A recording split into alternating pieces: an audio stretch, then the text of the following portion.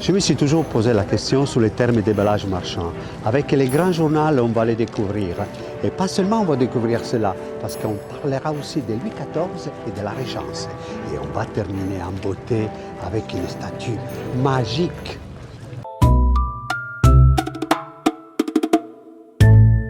La beauté immortelle des statues et sculptures en marbre. C'est notre petite introduction pour dévoiler quelque chose dont je suis un néophyte. Les déballages marchands. Qu'est-ce que c'est les déballages marchands? Et pour cela, mes invités sont là pour nous l'expliquer. Valérie, bienvenue. Merci, merci Valérie. Alors, racontez-nous, qu'est-ce que c'est les déballages marchands? Alors, un déballage marchand est réservé exclusivement aux professionnels de notre profession, qui est l'antiquité brocante. Voilà, avec un registre de commerce, on est bien d'accord. Aucun néophyte ne peut venir chez nous, il faut vraiment être professionnel de notre jolie et belle et passionnante profession. Voilà. Et qu'est-ce qui se passe à l'intérieur de ces déballages marchands? Alors, dans les déballages marchands, en général, de tout ce qui se passe en France, aussi bien que chez nous d'ailleurs, il vient des gens de partout, de la France, de l'Europe, des pays beaucoup plus loin aussi, pour venir exposer et vendre leurs marchandises chinées dans des endroits ou dans les gros débarras et apporter la marchandise brute, c'est-à-dire ce sont les premiers intermédiaires entre le particulier qui ont malheureusement vécu quelque chose pas très réjouissant qu'on appelle les décès, les successions, et qui n'ont pas de quoi faire de ces meubles ou objets et qui vendent à des antiquaires de qualité et qui amènent après cette marchandise dans les déballages pour les revendre à d'autres professionnels de notre profession pour faire des salons ou autre chose, mettre dans leur magasin ou partir aux enchères ou partir à l'autre bout du monde. Donc les déballages marchands est fait pour suivre une histoire, mais c'est une continuité. Oui, c'est une continuité donc dans le temps, une succession de passages de cette marchandise extraordinaire qui va faire vraiment profiter à tout le monde d'une marchandise qui a été bloquée pendant des années chez quelqu'un, la faire profiter de nouveau et faire un état d'esprit et de vente, un partage exceptionnel, puisqu'il y a des fois il y a des pièces qui n'ont pas bougé de chez un particulier depuis plus de 100 ans, voire plus, et qui se retrouvent sur le marché et qui permet une succession de ventes extraordinaires pour à tous et à chacun, et surtout pour aujourd'hui les particuliers qui sont en attente peut-être d'objets rares qui ne peuvent pas accéder et qui sortent de l'ombre, enfin. Donc Julien et Laurent, eux, c'est des personnes qui ont fait les déballages marchands et ils sont venus aussi chez toi. Oui, tout à fait. Et donc Julien, à qui j'ai remis le prix Marcus avec Stéphane Bern l'année dernière, qui est un fervent aussi acheteur, et également Laurent, voilà, qui viennent régulièrement venir acheter des pièces d'exception et magnifiques à nos antiquaires qui sont là chaque mois et qui viennent apporter leurs merveilles. Donc c'est un témoignage, ils peuvent nous témoigner. Je commence avec toi. Oui. Donc ça t'arrive aussi d'aller Chiner. chiner. Absolument, chiner en tant que professionnel pour découvrir des pièces qu'on ne doit découvrir nulle part ailleurs, puisqu'il y a des marchands professionnels et étrangers qui viennent régulièrement, et donc c'est toujours un plaisir de trouver des pièces pour ses clients. Voilà. Donc à la fin vous connaissez, c'est absolument, c'est une grande famille. Plus on les fait, plus on connaît les gens. Voilà. Plus on achète, plus on connaît tout le monde. Voilà. Et puis ça arrive parfois aussi que certains marchands vous réservent la marchandise parce qu'ils savent très bien que vous recherchez telle ou telle pièce. Ils C'est aussi connaissent, l'avantage. ils connaissent les goûts, ils Voilà, connaissent les tendances. exactement. Oui. Ça Exactement. c'est magnifique. Et toi ça t'arrive aussi d'aller à l'étranger. T'as chiné à l'étranger. Il y a Faut plein pas de nous le déballages. cacher. Il y a des choses partout très bien. Ouais. Non, mais les déballages, il y a par exemple celui-là de Parme, Parme qui est pour moi le plus gros, qui est en fait une foire. Mais les marchands peuvent accéder 2 jours avant.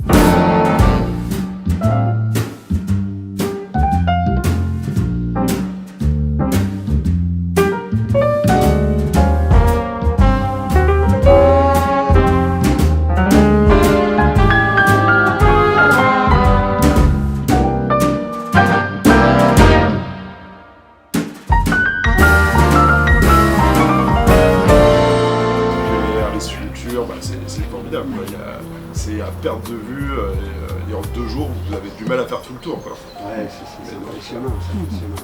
Oui. Et quelles ont été vos expériences Moi j'aime beaucoup la Belgique. Parce que, la Belgique à Sinel, un des plus grands événements de l'année sur 3 sessions. Ce week-end j'étais à Namur. Enfin voilà, on chine aussi beaucoup bien en Belgique parce que le marché est un peu différent de celui de la France. Voilà. Et donc chez toi, on trouve aussi beaucoup d'étrangers qui viennent. Alors oui, essentiellement. Alors je dirais qu'en clientèle vendeuse, aujourd'hui, je suis à 50%, allez, 70% de vendeurs français et 30 à 40% de vendeurs étrangers. Alors étrangers, ça va être l'Europe. Hein. Aujourd'hui, je parle de vendeurs, c'est vraiment l'Europe.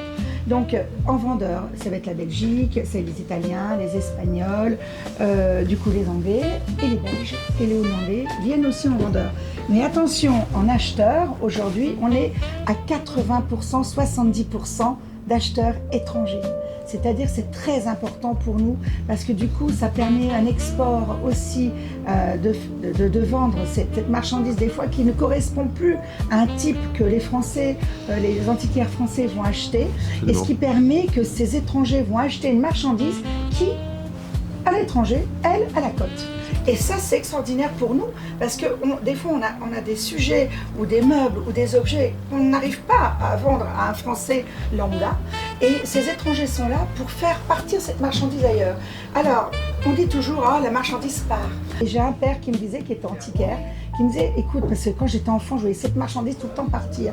J'ai dit à mon père, oh là là, mais oh, c'est terrible, papa. Il me dit, mais attends, je vais t'expliquer. La vie, c'est un éternel recommencement. Et aujourd'hui, je me rends compte, avec mon âge, que, effectivement, c'est un éternel recommencement. C'est que la marchandise voyage et revient et elle tourne continuellement. Et ça, c'est le plus beau qu'on puisse entendre et le voir aussi. Et il faut dans le partage et que la marchandise circule pour que tout le monde ait une visu de la belle marchandise. Et un marchand étranger pour en revenir, heureusement qu'ils sont là aujourd'hui pour les Français, parce qu'ils ont quand même aussi une force d'achat qui est différente de la nôtre et aussi une vision des choses peut-être différente au niveau de la marchandise, ce qui permet d'avoir un beau partage dans l'ensemble. Oui, ben si je résume, c'est quand même incroyable parce que, par exemple, tu pars à Parme, tu trouves une œuvre, tu analyses, tu fais analyser, bien sûr, on arrive à connaître les dates, après tu fais une recherche, je pense que tu fais pareil, et ensuite tu vois ton œuvre, qui devient la tienne, hein, elle passe chez toi et après tu la retrouves à New York. C'est incroyable. Ça, nous sommes des passeurs quelque part. Des passeurs. Absolument. Oui. Incroyable. Passeurs d'objets et d'histoire aussi. Et c'est important. Oui, oui, oui. Je pense qu'aujourd'hui, comme tu parlais des statues à ton entracte, les statues, en fait, elles viennent de partout. Et ça, c'est formidable. Ça permet aussi un voyage d'exception dans notre métier. Laurent, tu as une anecdote, quelque chose à nous raconter d'un objet dont tu dis mais c'est pas possible. Oui, je vais vous présenter cette gravure de 3e état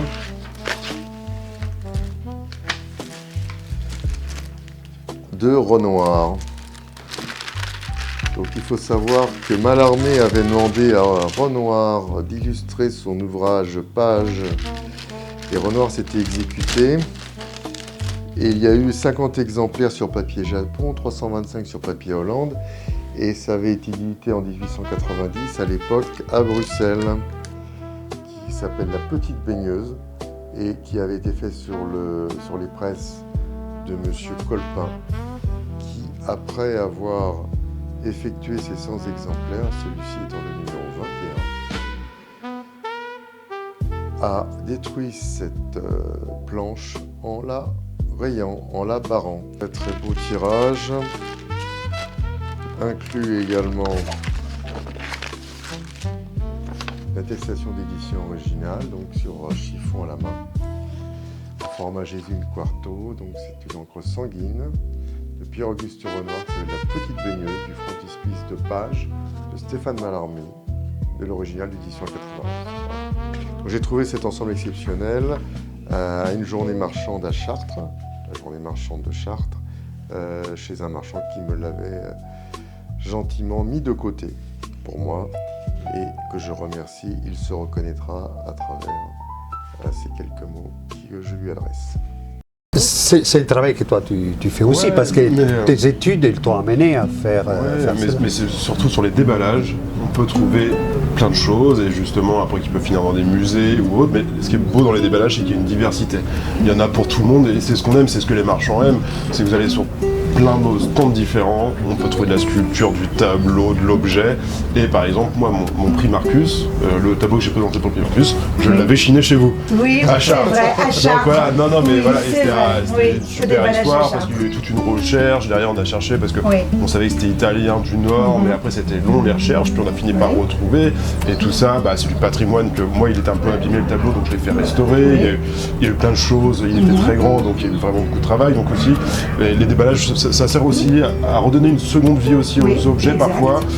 On est aussi des passeurs d'histoire, ce qui a été dit tout à l'heure, mais on est aussi, je trouve, des conservateurs à notre niveau, parce que moi j'aime bien aussi, moi en tout cas tout ce que je présente à la boutique sont remis en état au mieux possible dans la tradition. Ça, c'est bien. Et par exemple, c'est vrai qu'on trouve des choses qui sortent de familles, qui ont été 100 ans entreposées des fois mal, ce qui était le cas de ce tableau-là qui était dans un grenier. Et au moins je l'ai remis, il est reparti pour une seconde vie, et si ça a été bien fait, normalement, c'est parti pour assez longtemps. Et c'est ça aussi l'avantage des déballages, c'est de trouver des choses, mais aussi de les remettre en état et leur donner une seconde vie, ce qui est assez important aujourd'hui. Oui. Et toi aussi, tu fais restaurer quelque chose. Absolument. J'ai une restauratrice que je viens de découvrir, le papier. Là, j'avais effectivement récupéré 2 beaux dessins qui avaient été un petit peu abîmés par le tanin du carton qui se trouvait derrière. Ce qui arrive souvent. Qui arrive souvent. Malheureusement. Et donc, voilà, les 2 dessins vont revenir dans leur état d'origine. Et c'est important de préserver, comme disait mon confrère, les objets.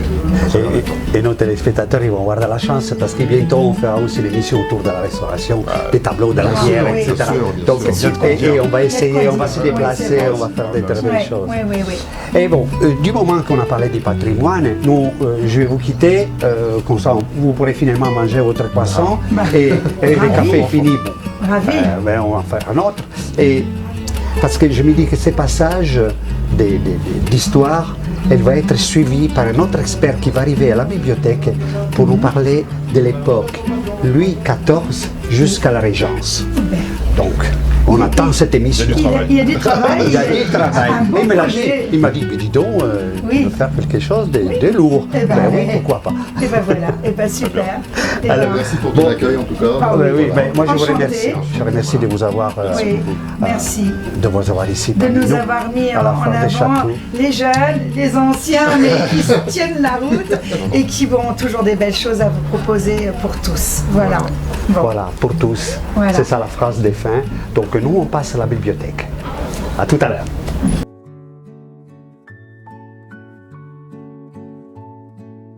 On vient de quitter les déballages marchands avec nos invités merveilleux pour passer à la bibliothèque.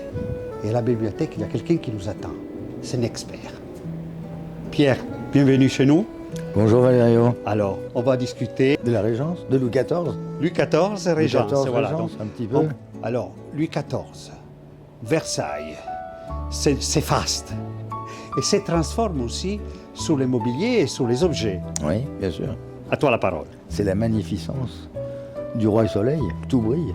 Et donc, C'est l'époque où on va faire du mobilier exceptionnel, dont il nous reste des fois peu de traces, parce qu'après ils vont être fondus, mais c'est l'époque où on est capable de faire en France, sous Louis XIV, des meubles en argent massif, des commodes, des sièges, des tables en argent massif, doré et sculpté et tout.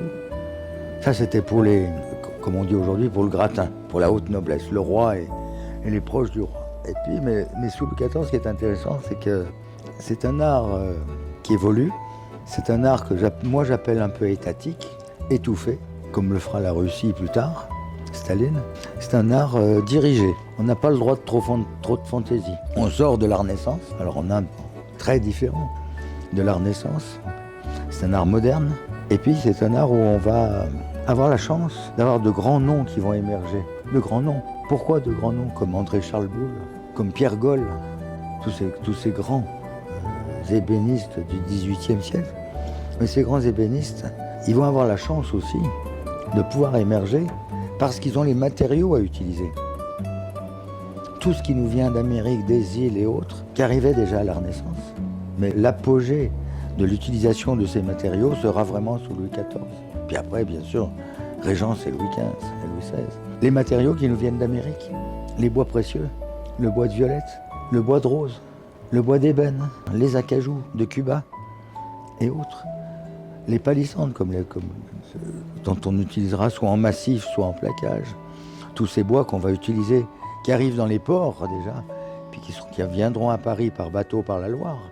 Donc tous ces matériaux nouveaux vont permettre, avec des grands décorateurs comme Bérain, grand décorateur, grand dessinateur Bérain, grand exécutant Boulle ou Goll, qui vont créer des meubles magnifiques, avec des meubles nouveaux, des décors nouveaux, d'où la naissance de la marqueterie Boulle, qui va enrichir, qui va orner tout le mobilier. Le mobilier, on ne parle pas du siège, hein, on parle du mobilier Louis XIV, c'est-à-dire du bureau, des commodes, des sellettes et autres, avec cette invention d'une technique qui n'est pas due à Boulle, que d'autres utilisaient déjà à l'étranger, ce mélange de matériaux différents. C'est-à-dire qu'on prend de l'ébène, on fait un dessin, un poncif, on dessine le poncif sur une planche d'ébène, on fait le même poncif sur une planche de laiton ou d'étain ou d'argent ou d'autres matières que l'on découpe et on les imbrique les uns dans les autres comme ça. Ce qui va faire des contrastes. Le fameux décor Boulle, décor à la Bérain, fait par Boulle. C'est quand même incroyable la précision et les résultats de ce type de meubles. C'est magique. Moi, j'arrive pas à comprendre, à saisir comme ils faisaient. Eh bien, c'est simple, la patience, le professionnalisme. Ils avaient des vrais outils. D'après son poncif est dessiné, ils découpaient une plaque, c'est-à-dire le positif, une autre plaque, le négatif, et hop, on les imbriquait. C'est ça, l'astuce. Et puis la grande innovation de cette période, il vient d'en passer un là, il n'y a pas très longtemps. Il vient de se vendre un cabinet en province, un magnifique cabinet de Gaulle, comme quoi on en trouve encore, hein, qui a fait autour de 100 000 €, c'est pas un prix de fou en plus. Un cabinet extraordinaire, mais c'est une époque, en plus de l'ébène, de l'étain, du laiton qu'on va graver, qu'on va mélanger, mixer, on va utiliser tous les matériaux qui sont à leur disposition. C'est-à-dire qu'on va utiliser l'ivoire, on va utiliser l'écaille, tous les matériaux nobles qui malheureusement aujourd'hui sont interdits par tous ces écologistes qui nous interdisent de vendre des meubles d'époque Louis XIV. Donc ils vont utiliser l'ivoire, la nacre, l'écaille de tortue qu'on utilisera soit naturelle blonde, soit qu'on teintera en rouge dessous, parce que jamais même les tortues timides n'étaient pas rouges, qu'on teintera en rouge pour faire des décors et des contrastes sur les meubles. Et puis on va peindre tout ça, et puis on va... Voilà, ça c'est pour le beau mobilier Louis XIV, les bureaux, les tables, les commodes, les sellettes. Et parallèlement, à cette époque, qui pour moi est un peu un art d'État, comme je disais un petit peu, strict, il n'y a pas de fantaisie, hein, il faut rester dans le cadre. On verra après avec la Régence. La deuxième expression des ébénistes, mais surtout des menuisiers, ça va être la sculpture, dans le siège. On va faire des sièges pour tous ces gros nobles, pour ces grosses têtes couronnées. Et ça devient plus... Ouais, il leur faut de beaux sièges. Sous Louis XIII, on avait déjà un petit peu de confort, on commençait à garnir. Mais sous Louis XIV, c'est la première fois où on garnit les sièges, où les sièges commencent à devenir confortables. Pas qu'un siège d'apparat, ça devient un siège de confort. Toujours un siège d'apparat, mais goût de confort. Et à partir de là, on va employer des beaux bois, comme le noyer, que l'on va sculpter. Les sculpteurs vont être d'une dextérité absolument extraordinaire. C'est des œuvres d'art. Des œuvres d'art. On sculpte, et ces sièges, on va les dorer ou les argenter, pour faire encore plus riche. Et là, il y a aussi l'école des Dorion qui arrive. Alors, c'est déjà arrivé un petit peu à la Renaissance. Oui.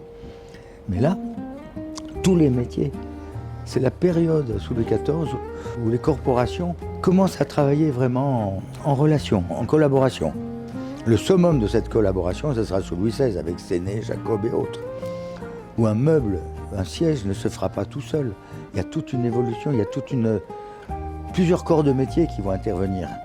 Et déjà, sous Louis XIV, ça existe. Et Chétard, il arrive à quelle période? Chétard, les Dorion, Chétard. Louis XIV, en plein Louis XIV, ça arrivait déjà au XVIe siècle.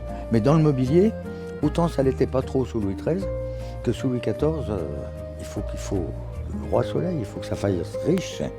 Et puis, à ces moments-là aussi, alors, tu me parles des rembourrages et les tissus aussi, ils ont la même valeur. On fait, les sièges sont recouverts de tissus précieux, soit de tapisserie d'Aubusson ou autre, Et puis on fait venir les tissus les plus précieux, les plus riches de Gênes, les velours de Gênes, les velours ciselés, les velours frappés, couvrir ces sièges pour leur donner toute l'élégance et tout le confort.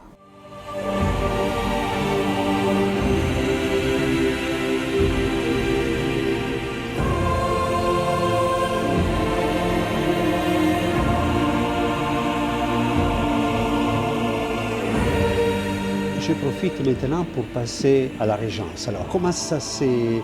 La France s'est appauvrie, il y a eu des guerres. C'est appauvri. Et puis surtout, c'est l'histoire de Versailles.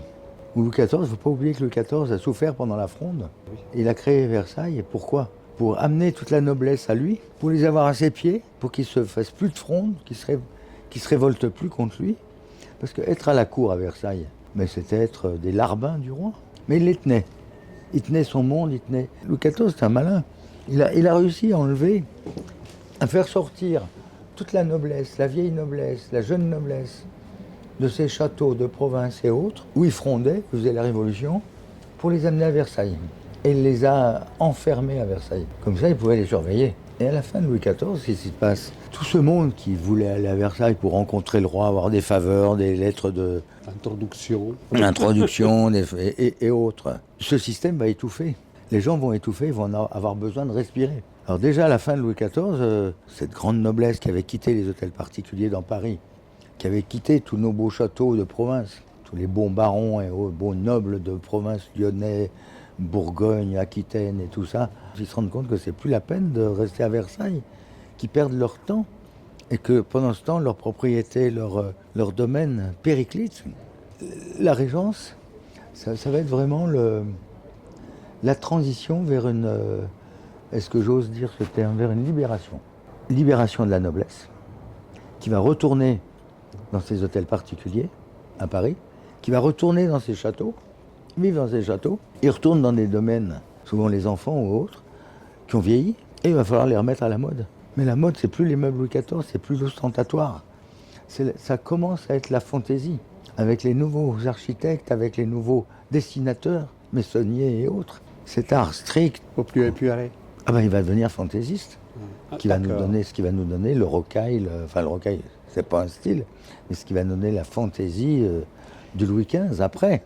Mais pour suivre un peu ton raisonnement, ça veut dire qu'il cherchait aussi à être plus ensemble, mais dans des espaces un peu plus petits, un peu plus cossus. Bien sûr, c'est la période où ils retournent dans leurs grands châteaux, dans leurs grands hôtels particuliers. La Régence, c'est la période où on va commencer à redistribuer les pièces. Ces grandes salles que l'on avait d'apparat et autres sous Louis XIV. On arrive, ce qui va être sous Louis XV, le summum sous Louis XV, on commence à arriver à une période, si j'ose dire, d'intimiste. C'est les mots que j'ai cherchés, intimiste. D'intimiste, où on a envie de rester chez soi, de profiter, on va s'intéresser à un tas de choses, à la lecture, à la peinture, à la botanie, à la musique. Donc on va créer des salons de peinture, des salons de botanie, des bibliothèques. De musique. On va créer des pièces particulières. C'est à cette époque-là que la Comédie de l'Art se déplace en France ou pendant la période de Louis XIV? C'est à la transition des deux qui influence. Et la Régence, c'est vraiment, pour moi, la libération des artistes. Et on le voit dans la sculpture notamment. Le pire, c'est dans la sculpture. La fantaisie arrive, on n'a plus ce symétrie, cette rigueur un peu raide. On se laisse aller. Je trouve qu'à partir de la Régence, le meuble va se moderniser. Ça sera pire sous Louis XV, parce que sous Louis XV, on fera des meubles. Pour chaque pièce, on va créer des meubles pour le salon de lecture, la botanie, des meubles pour la lecture, pour les chambres, les liseuses et tout. Mais déjà, sous la Régence, on sent cette expression, on sent cette... on peut faire ce qu'on veut. Et créer ce qu'on veut dans le dessin, dans la sculpture. Et arrivent des écoles et des interprétations très différentes qu'avant. Sous Louis XIV, c'est un siècle magnifique, c'est la grandeur de la France. Mais on doit faire ça, comme ça, comme ça. Il n'y a pas de fantaisie. Ouais. C'est le début de l'évolution, le début de la création de meubles nouveaux qui n'existaient pas. On passe du bureau Mazarin au bureau Régence, avec 8 pieds qui ressemblent à une araignée, pour arriver bientôt au bureau Louis XV, au bureau ministre Louis XV. On oublie souvent, il y a le côté artistique, mais il y a tout le côté technique. C'est le début d'une évolution technique dans la sculpture, dans le montage des meubles et tout, parce que déjà à la Régence, on s'aperçoit des erreurs des ancêtres, la façon dont ils ont construit les meubles et qui vieillissent mal, donc ils sont obligés de les réparer. Donc c'est ce qui va donner la transition de la Régence, qui est une période nouvelle, intellectuellement, artistiquement, techniquement, Et techniquement, oui. qui est une période très importante. Le Louis XV n'existerait jamais s'il n'y avait pas eu la Régence avant. La Régence va donner un côté de modernisme qui va permettre l'explosion du Louis XV que l'on connaît. Ouais. Oui, non, mais Louis XIV il était là pour l'exagération aussi. Oui, mais dans un style très précis. Très précis. On n'avait pas le droit de sortir du cadre. Hein, du cadre un petit peu étatique. Il y avait des formes de censure, disons. Oui, on devait faire comme ça. C'était régulé. Toute l'histoire du mobilier, la construction, les modèles faits, ce ne sont finalement que des caprices de la clientèle. Depuis tous les temps. Et puis on réduit depuis Louis XIV, Louis XV. La Régence, Louis XV. Louis XV, l'évolution du siège. Ce sont les petites marquises qui font changer le siège. Il y a plein de choses qui vont influencer la mode intérieure, la restructuration des appartements, des hôtels particuliers, comme on disait, mais la mode vestimentaire va influencer aussi. La tenue. Je suis d'accord. La tenue sur un siège. Les sièges d'officiers. On s'asseyait jamais, on mettait jamais le dossier là. Les sièges d'officiers auront des accotoirs Oui. très particuliers, de façon à laisser passer les sabres et les épées. On s'est fidélisé comme ça. On se le fidélisait. Je voudrais aller voir justement une statue dont tu m'as parlé. Ah, on peut aller en bas. On peut y aller? Ah ouais. Il est quoi? Il a un Pierre pistolet? Ben, il était enjolivé. Ah. Ouais. Pour mieux le vendre. Pour mieux le vendre. Mais ça, ce sont des bricolages qui ont été faits dans les années 70, Ah oui, donc oui. hein, à la grande époque de l'Antiquité. Donc, avec la phrase « La beauté immortelle » qui revient, voici cette sculpture. Alors, tu m'as dit c'est une vierge. C'est ce qu'on appelle une Vierge en Majesté. Et pourquoi Vierge en Majesté? Parce que c'est une Vierge, quand on la regarde, qui est assise. Oui. Elle est assise sur un trône. Oui. Donc une Vierge en Majesté. Elle est assise sur un trône et elle porte son enfant sur les genoux. Doré, polychromé. Hein, alors la dorure est un peu usée, mais on est dans le XVIe siècle, la fin du XVIe siècle. Parce que cette mode de faire les vierges assises, ce qu'on appelle en majesté, ça va passer. Ça sera plus à la mode. Après, on va les faire debout. À partir d'une époque, on les fait debout, en représentation debout. Et là, ce qui est extraordinaire, c'est une sculpture, il faut la regarder toujours comme ça. Hein. Oui. Il faut la regarder par-dessous. Elle a un beau drapé, magnifique drapé, elle reste de dorure. Lui, l'enfant, est nu.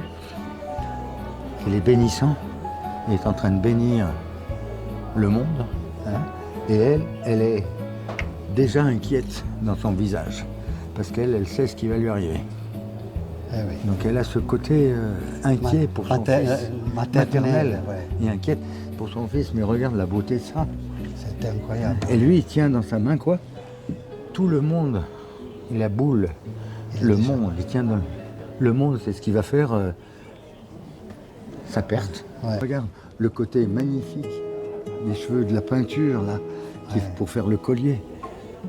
Et il a justement, il est arrivé jusqu'à nos jours. Jusqu'à nos jours. Mais il y en a plein. Il y a plein de sculptures comme ça. Alors ça, c'est la vraie, ce qu'on appelle la vraie sculpture.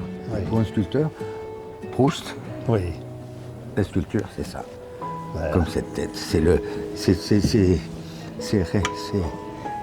sculpter et représenter la réalité de l'époque. Hein. Ça, c'est magique. C'est Louis XIVien, c'est superbe ça. Et c'est fait dans une seule. Oui, il n'y a pas de pièces qui Il n'y sont a pas de rajoutées. pièces rajoutées. Là, apparemment, c'est monoxyle aussi. Ça peut être en 2-3 pièces rajoutées. Non, c'est monoxyle aussi. Oui, voilà. Ce qui est plus rare. Hein. Sculpturellement parlant. Mais regardez cette tête de cette femme, cette mère, avant d'être une femme, c'est une mère qui est inquiète Les yeux. qui est inquiète pour lui. Ouais. Les yeux sont pleins de tristesse. Plein de douceur et de tristesse. Oui, c'est ça. Ben, qu'est-ce qui va t'arriver? Eh bien, nous, on le sait par contre. Et nous, on le sait. Bon, c'est sur ça qu'on termine notre émission. Allez, la beauté éternelle de la foire des châteaux. Au revoir.